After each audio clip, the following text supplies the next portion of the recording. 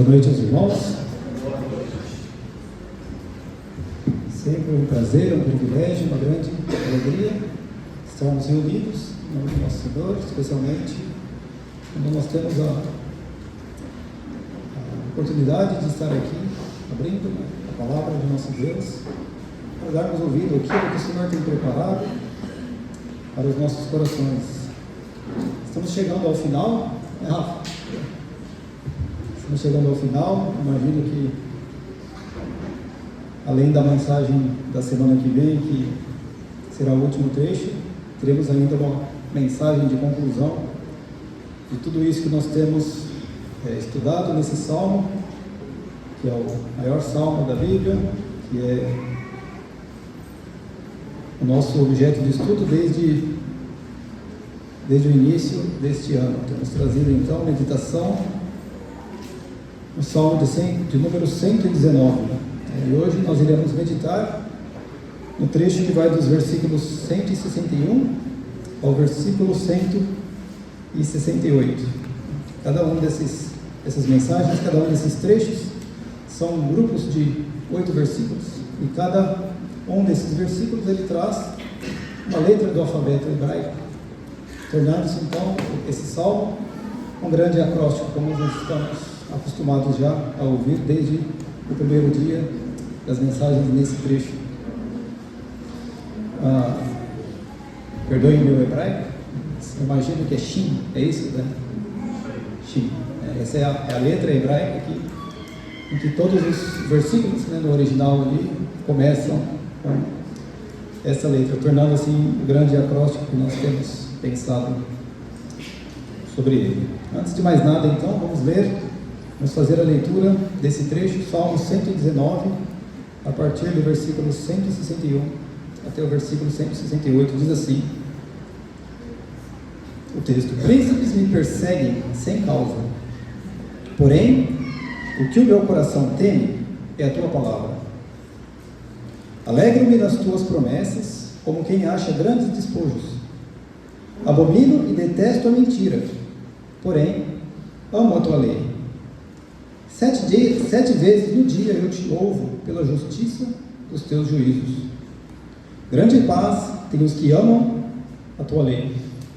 Para eles não há tropeço. Espero, Senhor, na tua salvação e cumpro os teus mandamentos. A minha alma tem observado os teus testemunhos e eu os amo ardentemente.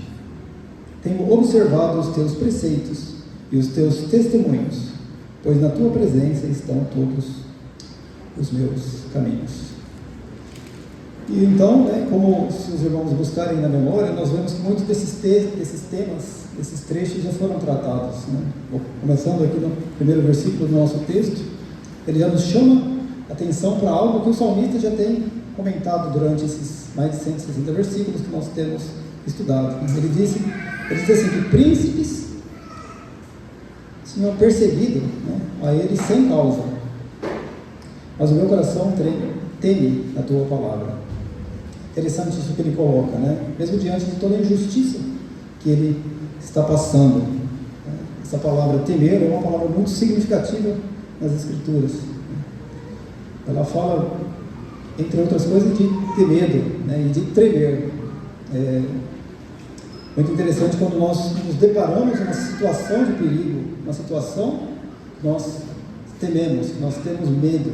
Talvez uma das reações físicas que ocorram com a gente é o tremor. Eu me lembro das primeiras vezes que eu tive que vir aqui na frente, tremia mais do que eu era verde. É algo que se insinua contra você.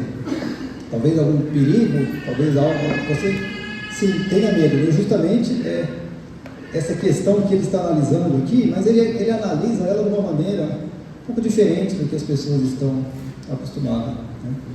Primeiro porque ele dá nome aqui a alguém que faz algo contra ele.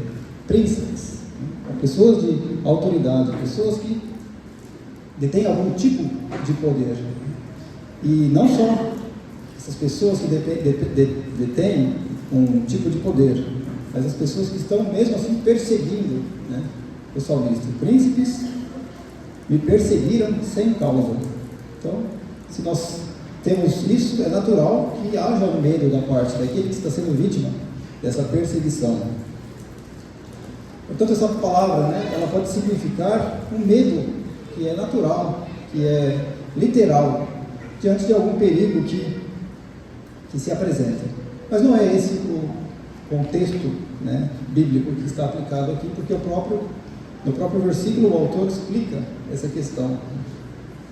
Ele sim tem medo de alguma coisa, sim, ele teme alguma coisa, ele treme em relação a algo, E por mais que ele tenha colocado essa questão, que é uma questão que ela é presente, foi tão presente na vida do passado quanto é presente na vida de hoje. É a causa de você sofrer alguma injustiça, sofrer alguma perseguição, e que talvez isso te custe algo, isso seja um perigo na sua vida, seja um perigo para você.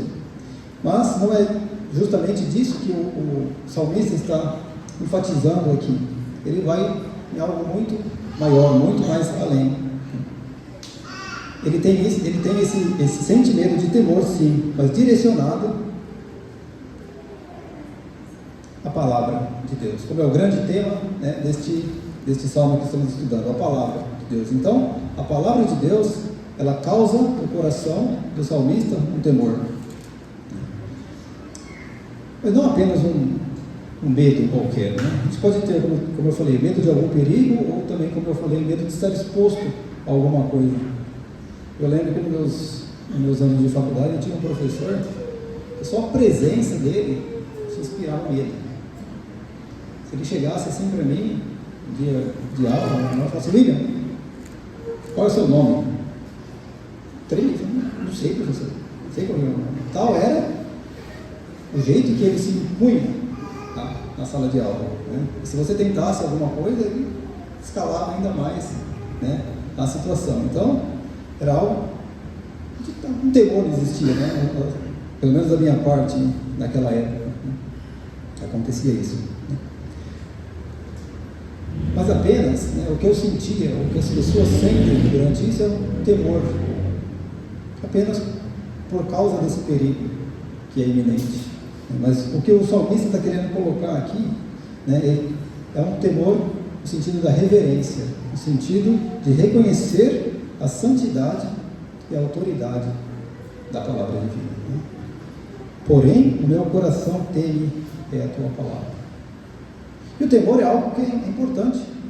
A gente que tem filho, muitas vezes a gente mostra alguns perigos que existem na vida, para que eles evitem esses perigos, e assim vai traçando a sua estadia, o seu parecer. Talvez isso aconteça na sua vida. Temos alguns irmãos aqui que são autoridades, como o Vinicius, por exemplo, que às vezes no exercer do seu trabalho ele tem medo de certas coisas, então ele não faz tudo o que dá, Ele vai buscando ali, sendo guiado de tal forma que ele consiga executar o seu trabalho. Ou seja, então o medo, o temor é algo que é, sim, positivo. E nesse sentido ele mostra o que tem dado sentido no caminho da vida que ele tem de traçar nesse mundo. E essa é uma grande lição para nós, irmãos? O que nós temos temido? O que nos faz tremer?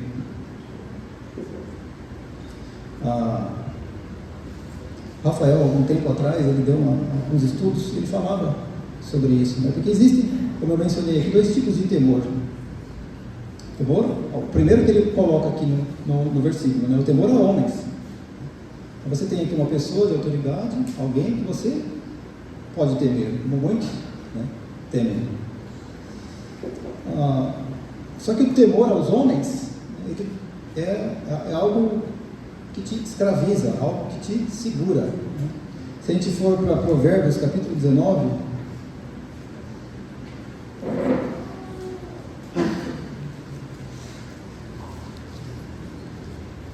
Provérbios 29 e 25, ele vai explicar isso um pouco melhor para nós.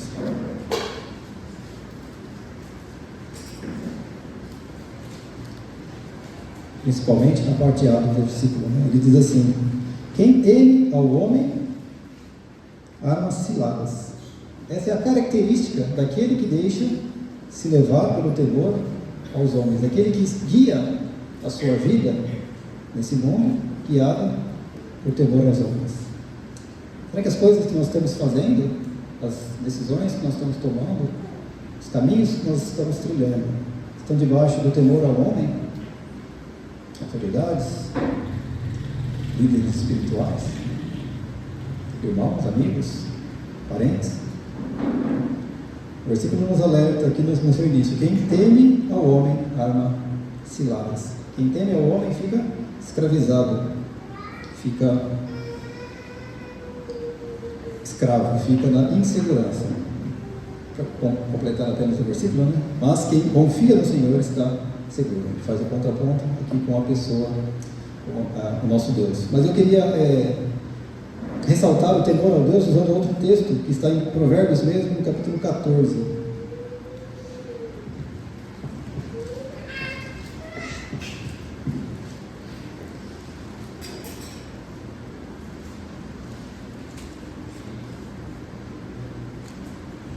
A partir do versículo 26, ele diz assim: no temor do Senhor tem o homem forte amparo.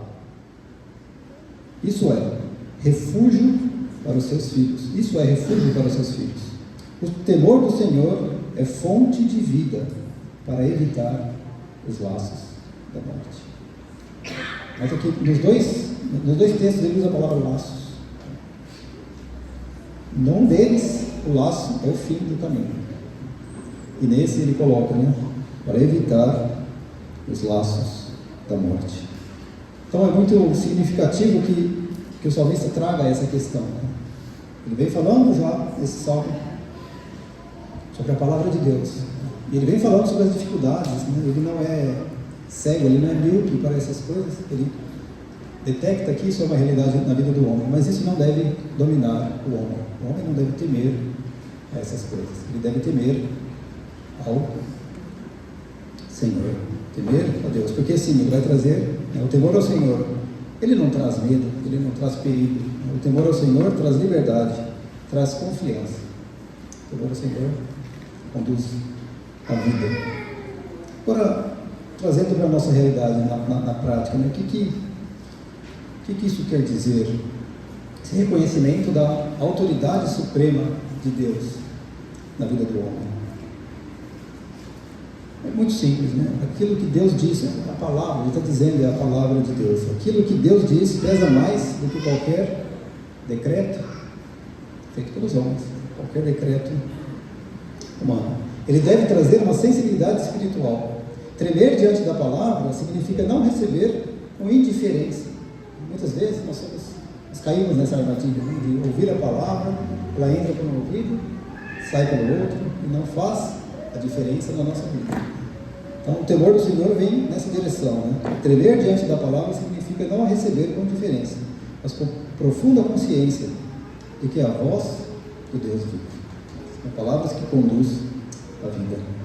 E ela também traz a prioridade da obediência. Ainda que os homens possam ameaçar, podem trazer o seu temor através de ameaças, né? A decisão é obedecer primeiro a Deus. E não tem como falar, não falar essas palavras e não lembrar de Atos capítulo 5 e 29.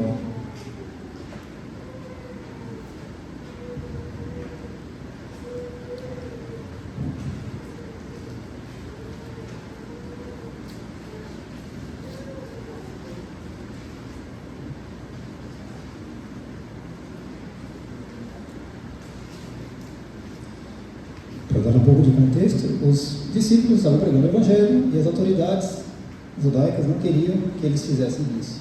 Então, eles fazem o que eles podem fazer. O que o homem pode fazer?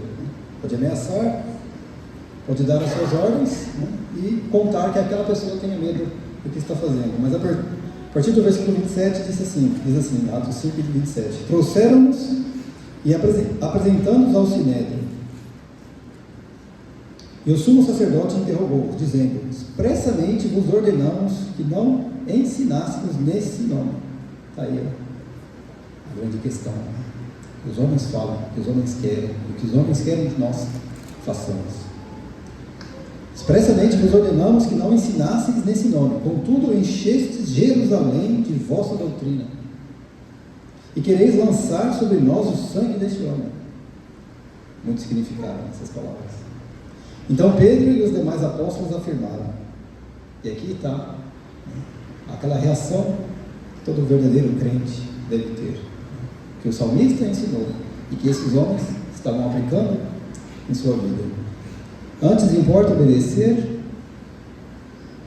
a Deus do que aos homens.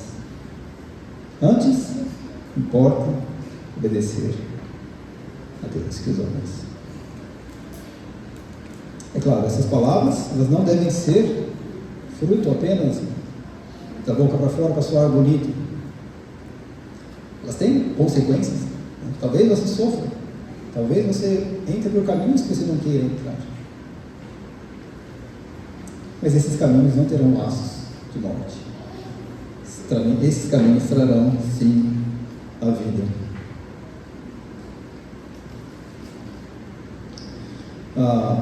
Versículo 172 diz assim: alegro-me na tua palavra, como aquele que acha grandes despojos. Então, se o primeiro ponto, o primeiro versículo dizia que a palavra está acima da perseguição, o temor correto a Deus, esse versículo vai falar da alegria na palavra, que é outra marca, que o salmista nos traz acerca da palavra. Alegre-me na tua palavra, como aquele que acha grandes despojos. Interessante essa figura que ele traz aqui, ele compara isso a um soldado que está travando uma guerra e ele conquista despojos. Aquele que conquista o despojo é aquele que venceu, aquele que conseguiu ganhar. E é interessante essa palavra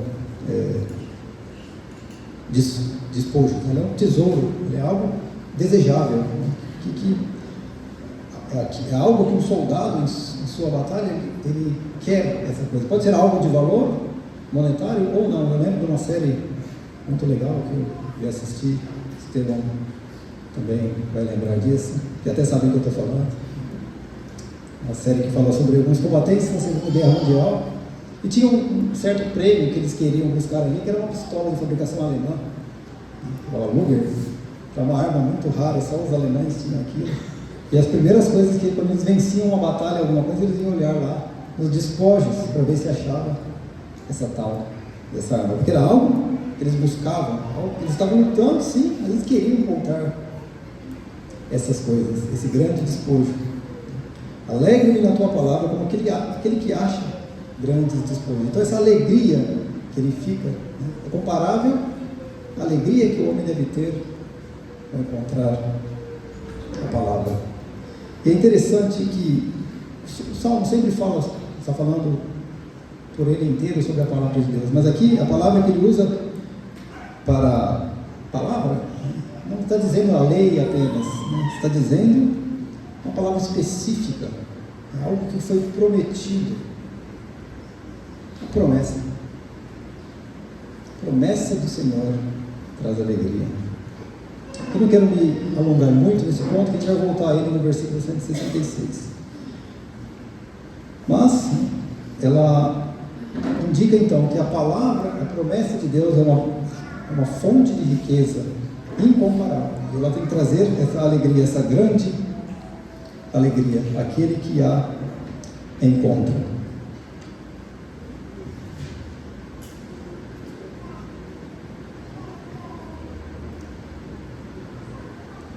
É um tesouro, como ele tem colocado, é a fonte da vitória espiritual. Guardem esses termos, vitória espiritual. A gente vai chegar e concluir com mais clareza essas questões, porque esse texto vai voltar. Mas antes de a gente prosseguir, eu gostaria de ler em Mateus, no capítulo 13,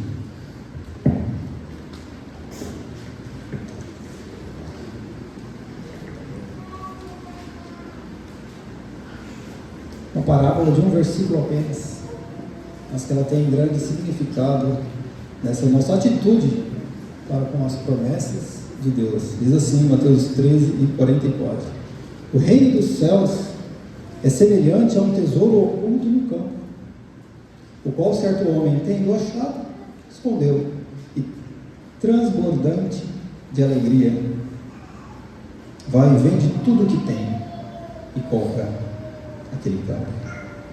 A atitude que é mostrada contra a esse tesouro. Ele vende tudo que ele tem. Ele se alegra sobremaneira porque ele encontrou essa palavra. Ele encontrou esse tesouro, esse grande tesouro que é a promessa de Deus. É a promessa que pode trazer vida ao homem. Ele vai então, o que ele faz? Procura a qualquer custo tudo que ele poderia fazer, tudo que ele tinha.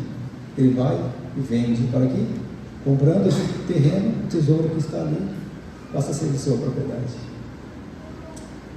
Muito confortante ouvir essas palavras, né? Mas prosseguindo, né, os versículos 163 e 164, diz assim: abomino e aborreço a mentira, porém amo a tua lei. 7 vezes no dia te louvo, pela justiça dos teus juízos.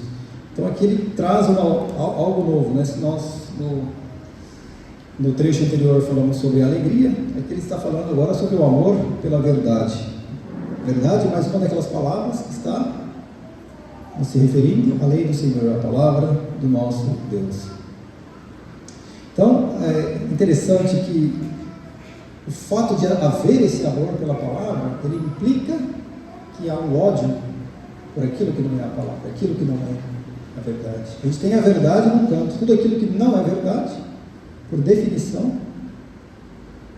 é mentira, certo? Só que eu creio que aqui ele não está usando aqui como apenas uma palavra de mentira, ou algo que saia da nossa boca, algo que você não possa apenas confiar naquela palavra, mas toda forma de falsidade, toda forma de ilusão. Isso tem seduzido o homem desde que o mundo é mundo, desde que o primeiro casal esteve aqui nesse mundo, quando foram confrontados com a palavra. Eles deram ouvido à mentira. É certo que não é deles. Como foi que Deus disse mesmo? O que Deus disse? Vocês não morrerão. Ele sabe que o dia que vocês comerem, seus olhos se abrirão, vocês conhecerão toda a verdade. O que é isso? Mentira, isso é ilusão, isso é falsidade. E o homem tem caído nessa história desde que o mundo é mundo. Mas a palavra de Deus existe, né? E ele diz assim: abomino e aborreço a mentira, porém amo a tua lei. Uma segurança na mentira. Não se pode confiar e não se tem paz. Não se pode ter paz. Interessante que ele usa essa expressão 7 vezes, né? Não é algo literal. Para aqueles que estão um pouco mais acostumados com o linguajar bíblico, já pegaram essa, né? 7 indica plenitude, indica que a vida do salmista é marcada pela gratidão e reconhecimento da justiça de Deus. Meus irmãos, temos tido amor pela palavra? Se aquelas perguntas que esse debate pronto, eu falo, sim, tem. Mas o Rafa mencionou algo na semana passada, uma brincadeira com o Alexandre, sobre um time de futebol. Eu gostaria de continuar nessa tocada. 7 vezes.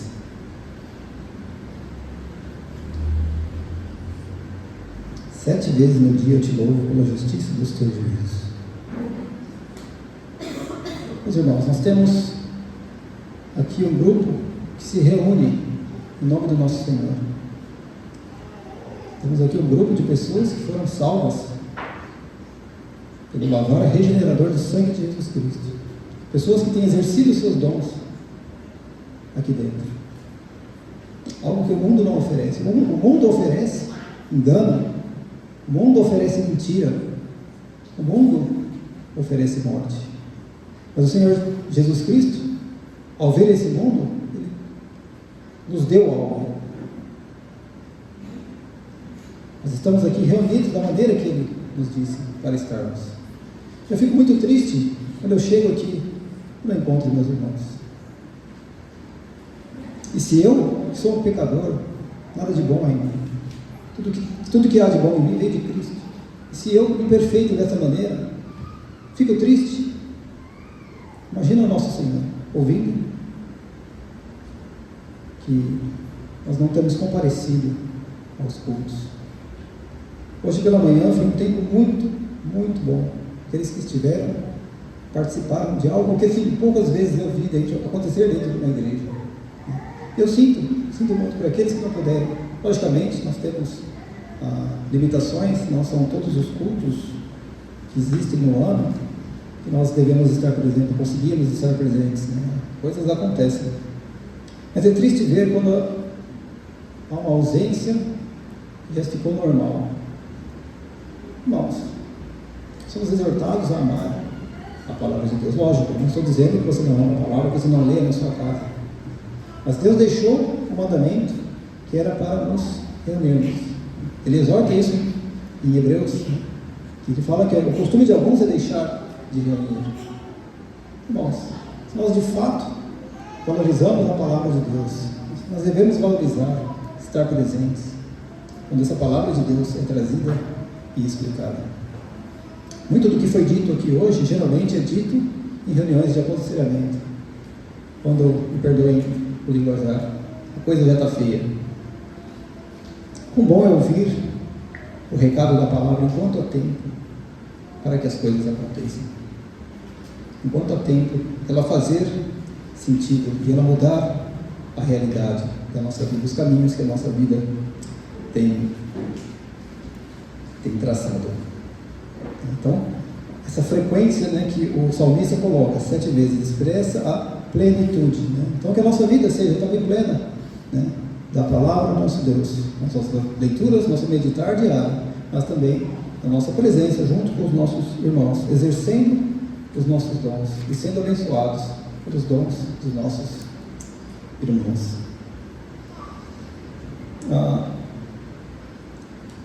No Evangelho de João, no capítulo 8, para concluir esse ponto,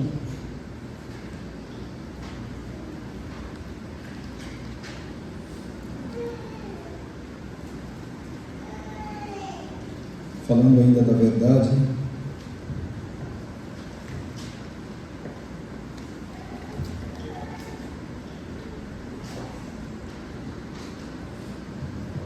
Jesus Cristo faz um discurso. O livro de João é bem assim: Jesus Cristo fala alguma coisa e tem as reações daqueles que estão ouvindo. Então, a partir do versículo 30 de João 8, ele diz assim: ditas essas coisas, muitos creram nele. Ditas essas coisas, muitos creram nele. O que ele vai falar aqui, os discursos que vêm aqui, temos que levar em consideração que eram pessoas que tinham crido nele. Disse, pois, Jesus aos judeus que haviam crido nele: se vós permaneceres na minha palavra, sois verdadeiramente meus discípulos. A questão da palavra, novamente aqui: se vós permaneceres na minha palavra, sois, não serão, sois meus discípulos, e conhecereis a verdade, e a verdade vos libertar. Agora ele não está dizendo isso para uma série de pessoas que estavam ali o criticando, não, ele está dizendo para aqueles que haviam crido nele. E eu convido você depois a continuar lendo esse trecho, e você vai ver os argumentos que esses homens colocam, né? Toda a arrogância que eles têm para falar na frente daquele que é a palavra de Deus. Eles começam a discutir dizendo que eles não eram escravos, eles eram livres. Mas o que Jesus Cristo está dizendo é que se vocês conhecerem a verdade vos libertará. Irmãos, que nós sejamos aqueles que conhecem a verdade, porque ela é o único jeito de nos libertar do pecado. Nosso próximo versículo, versículo 165, diz assim: grande paz tem os que amam a tua lei, para eles não há tropeço. Ou, na outra versão, muita paz tem os que amam a tua lei, e para eles não há tropeço. São aqueles versículos que a gente fica meio confuso. Nossa, como assim não terá tropeço? Mas vamos meditar um pouco de calma nesse versículo. A palavra paz que ele traz aqui é talvez uma das palavras mais famosas fora do mundo judaico, da língua, né, que é shalom. E ela quer dizer mais ou menos um bem-estar pleno, uma segurança interior. É interessante quando nós pensamos em paz. Qual que é o oposto da paz? Até um grande livro, um dos maiores que existem. Eu já tentei começar a ver e confesso para os irmãos, é difícil terminar. Não terminei ainda não. Quantos anos? 10 anos que eu estou tentando.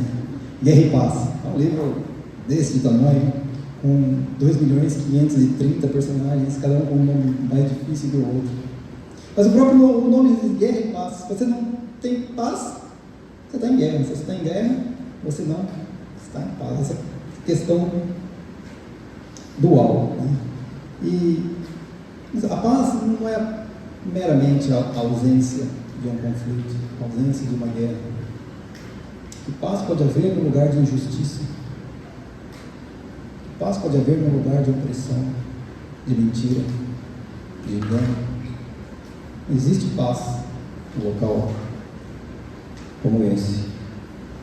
Como é possível que o salmista, que já confessou ser alvo de perseguição nesse texto, dizer, tenha paz, ele não diz apenas paz, ele diz grande paz, não é uma paz, uma pazinha qualquer, é grande paz.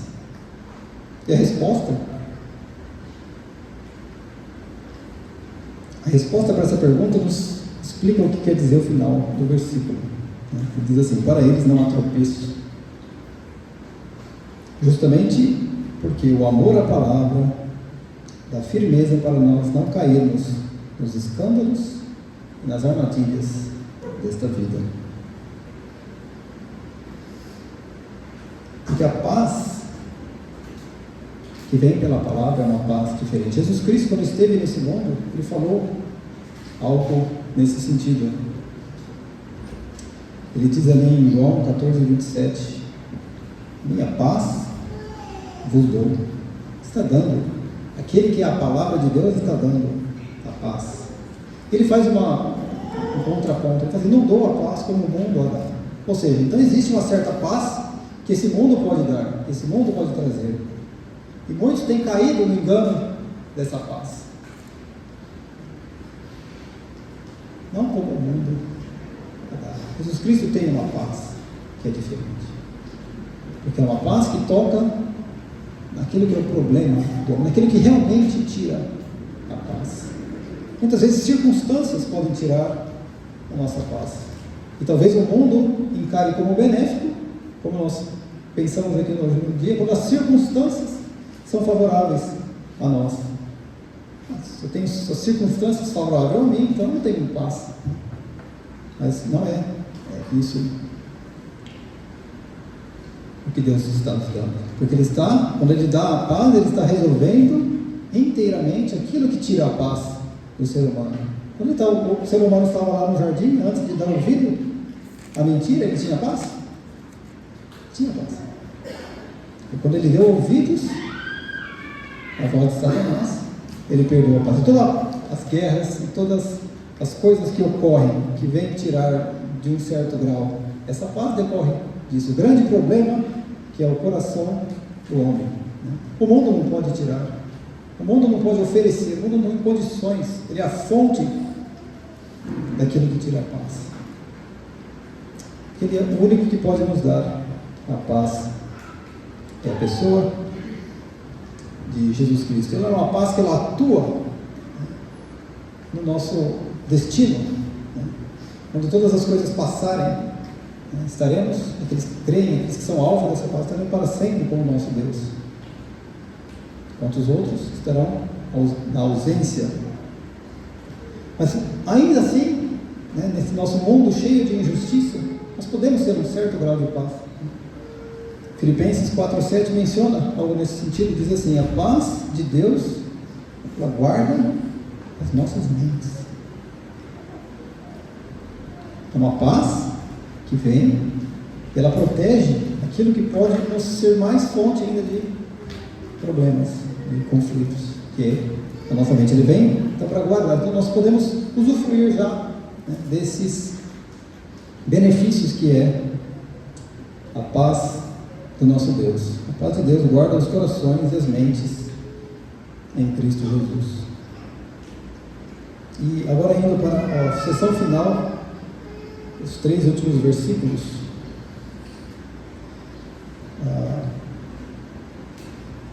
Todo esse salmo, ele foi um desafio, né, Rafa, para nós poder trazer essas meditações. Foi um grande privilégio, sim, estudar tudo o que está escrito aqui. Mas não sei se é possível fazer isso, mas se eu pudesse escolher uma parte desse salmo para mim, eu escolheria o versículo 166. Preste atenção com cuidado no que ele está dizendo aqui. Tenho esperado a tua salvação. Tenho esperado a sua salvação.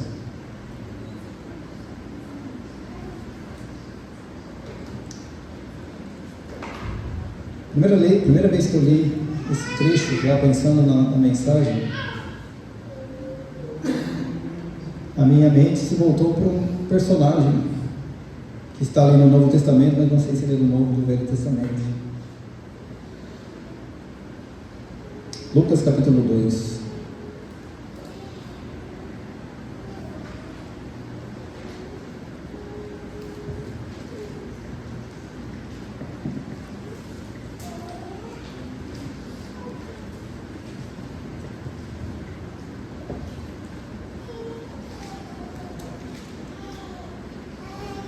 A partir do versículo 25.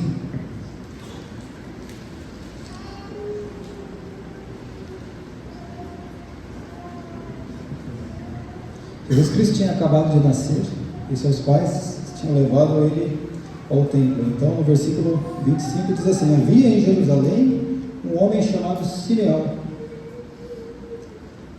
homem este justo e piedoso. Eu não li a parte B do versículo, né? O versículo 165 diz assim: tenho esperado a tua salvação, Senhor, eu tenho cumprido os teus mandamentos. Olha o que Lucas está nos dizendo desse homem. Havia em Jerusalém um homem chamado Simeão, homem este justo e piedoso, que esperava a consolação de Israel. O Espírito Santo estava sobre ele. Revelara-lhe o Espírito Santo, aquela palavrinha que a gente leu no versículo, né? Promessa que vem da parte de Deus. Essa é uma ocorrência desse contexto, dessa palavra. Revelaram-lhe o Espírito de Deus, Espírito Santo, que não passaria pela morte antes de ver o Cristo do Senhor. Palavra.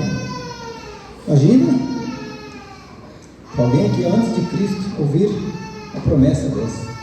A gente vai aprofundar um pouco mais nesse contexto. Mas deixa eu ler aqui ainda o restante do texto. Diz assim: movido pelo Espírito foi ao templo, e quando os pais trouxeram o menino Jesus para fazerem com ele o que a lei ordenava, Simeão o tomou nos braços e louvou a Deus, dizendo: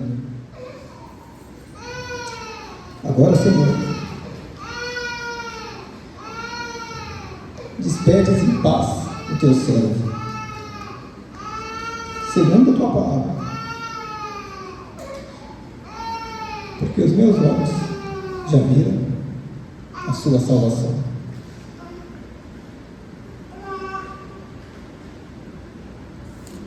Ele não era alguém que estava pouco informado sobre essa salvação, porque ele vai fazer um discurso agora e vai detalhar para a gente. Ele diz assim: a qual preparaste diante de todos os povos, luz para revelação aos gentios, e para a glória do teu povo de Israel. Luz para a revelação aos gentios e para a glória do povo de Israel. Essa história me fascina. só fala esse trechinho aqui sobre Simeão, né? Depois ele vai continuar e vai fazer um discurso muito bonito acerca da pessoa de Jesus Cristo, no versículo 34. Mas eu fico imaginando a alegria desse homem. Para nós, talvez, pareça assim, a gente já conhece o fim da história, já sabe, já tem todos os spoilers da história dessa aula da redenção, pelo menos isso pode ser conhecido até hoje. Mas a partir do momento que o pecado entrou no mundo e que o homem não teve mais paz, foi feita uma promessa. Muito tempo depois veio a palavra, veio as ordenanças, veio a lei do Senhor, mas primeiramente veio uma palavra, veio uma promessa. Promessa essa que esse homem, Simeão, devia acordar todo dia pensando: será que é hoje? Será que é hoje?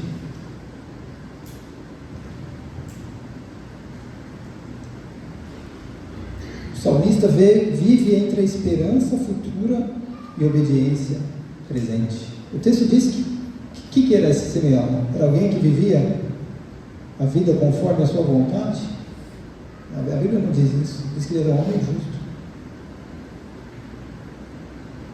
Tenho esperado a tua salvação, Senhor, e tenho cumprido os teus mandamentos. Para a gente pegar um pouco dessa noção,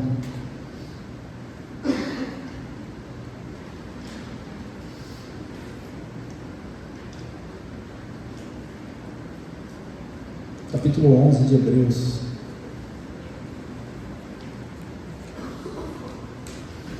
Cada vez que a gente se debruça na palavra de Deus, nós ficamos mais maravilhados, porque nós vemos que sim, Jesus Cristo é a grande mensagem de toda a Escritura. Ele é o centro de toda a revelação de Deus. Tenho esperado a tua salvação. O que quer dizer isso? Tenho esperado a sua salvação. Versículo 1 de Hebreus nos diz assim: ora, a fé é a certeza de coisas que se esperam e a convicção de fatos que não se vê. O que o salmista está dizendo aqui? Ele está pregando a fé. Está pregando a fé na pessoa de Jesus Cristo. Qual é a palavra que ele usa aqui para a esperança?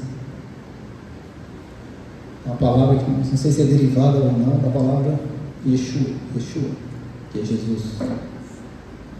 Irmãos, que maravilhoso. Maravilhosa é a palavra do nosso Deus. Ora, a fé é a certeza de coisas que se esperam e a convicção de fatos que não se veem. E do versículo 2 até o final do capítulo, o autor de Hebreus vai nos dar uma geral na história. Ele vai citar vários personagens pelo nome, que nós podemos ler a história dele no Antigo Testamento. Ele vai citando vários: Abel, Enoque, Noé, Abraão, Isaac, Jacó, Moisés, Raabe e muitos outros. Depois ele estende a lista, né? Ele fala de muitos outros. No versículo 32 ele diz assim: e que mais direi ainda, depois de ter citado nominalmente esses heróis da fé, como nós os conhecemos? E que mais direi ainda? Certamente me faltará tempo necessário para referir-me a respeito de Gideão, de Baraque, Sansão, Jefté, Davi, Samuel e dos profetas, os quais, por meio da fé, subjugaram reinos, praticaram justiça, obtiveram promessas, fecharam bocas de leões. E ele vai citando uma série de coisas que esses homens passaram e enfrentaram, né? Mas firmados na fé, na esperança que eles tinham de algo, de alguém que iria vir.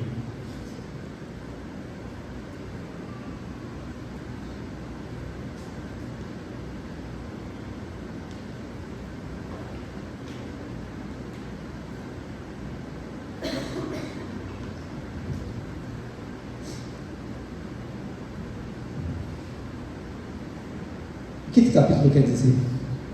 Por que ele gasta esse tempo todo trazendo todos esses personagens, todas essas pessoas que passaram? A resposta está no versículo que nós lemos do Salmo 119, 116. Senhor, tenho esperado a tua salvação. Todos esses morreram. Não tiveram o privilégio que Simeão teve, de olhar e ver com seus próprios olhos a salvação que Deus tinha preparado para o homem. No finalzinho, versículo 38 diz assim: homens dos quais o mundo não era digno, errantes pelos desertos, pelos montes, pelas covas, pelos antros da terra. Ora, todos esses que obtiveram um bom testemunho por sua fé. E a história do Velho Testamento é essa. Não obtiveram a concretização das suas promessas. A perspectiva que o salmista coloca é essa: Senhor, tenho esperado a sua salvação. Com todos esses que deram a sua vida em prol do Evangelho, não sabiam, talvez não conhecessem a palavra Evangelho, talvez não conhecessem o nome de Jesus, mas eles confiavam na perfeita promessa, não apenas uma palavra, uma ordenança, mas uma promessa de que viria alguém e traria aquilo que o homem precisava: salvação. Tenho esperado a sua salvação, Senhor, e tenho cumprido os teus mandamentos, tenho guardado os teus testemunhos, amo-os intensamente, tenho guardado os teus preceitos e os teus testemunhos, porque os meus caminhos estão diante de ti. Então o salmista, ele vive entre a esperança e a futura. Ele não conheceu, não viu isso acontecer enquanto ele estava vivendo nesse mundo, mas ele aguardava. Ele vivia de acordo com essa fé que ele tinha. O final do trecho vai nos deixar isto claro. Apenas mais um texto aqui, gostaria de ler com os irmãos nesse assunto. Tito, capítulo 2.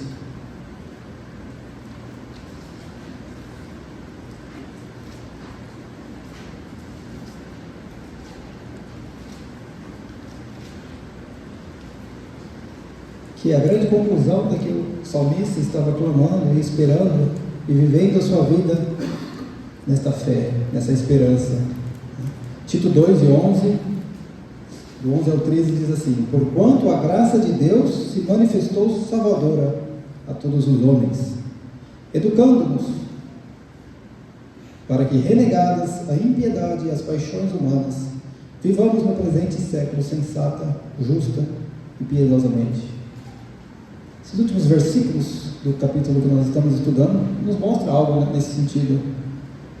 Tenho cumprido os teus mandamentos, tenho guardado os teus testemunhos, amo-os intensamente, tenho guardado os teus preceitos e os teus testemunhos, porque todos os meus caminhos estão diante de ti. E Paulo, ao falar a Tito, então, ele segue esse mesmo princípio, educando-nos para que, renegadas a impiedade e as paixões mundanas, vivamos no presente século sensata, justa e piedosamente, aguardando a bendita esperança e a manifestação da glória do nosso grande Deus e Salvador, Cristo Jesus. O salmista tinha a esperança de que alguém viria. Se alguém já veio, Jesus Cristo. Nós lemos isso, a experiência que Simeão teve com ele. Mas olha o que Paulo está nos ensinando aqui ainda.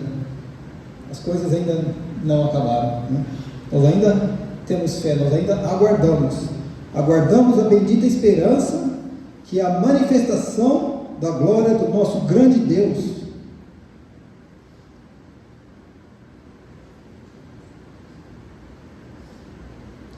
O nosso grande Deus e Salvador, Cristo Jesus.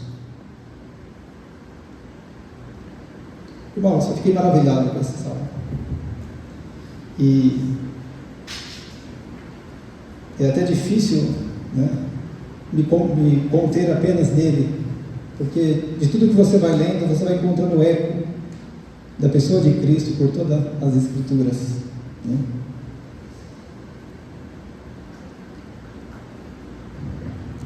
Tenho esperado a tua salvação.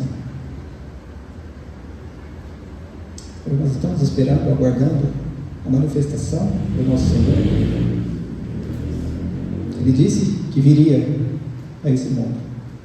Pode ter parecido para os judeus que ele demorou bastante, alguns milênios, mas ele veio.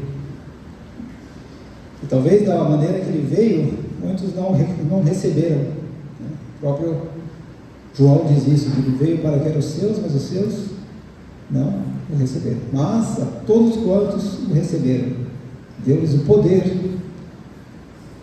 de serem feitos filhos de Deus. Quem são esses? Aqueles que creem no seu nome, aqueles que creem na palavra, aqueles que creem na pessoa de Jesus Cristo. Toda a salvação que existiu e existirá nesse mundo vem apenas pela pessoa maravilhosa do nosso grande Deus, o Senhor Jesus Cristo. Eu acho tremendo como que eu posso concluir essa mensagem para vocês, irmãos, com a melhor de todas as notícias, com a melhor de todas as esperanças, com a melhor de todas as bênçãos, que ninguém, no mundo, ninguém pode dar. A pessoa maravilhosa do nosso Senhor e Salvador, Jesus Cristo. Amém, irmãos.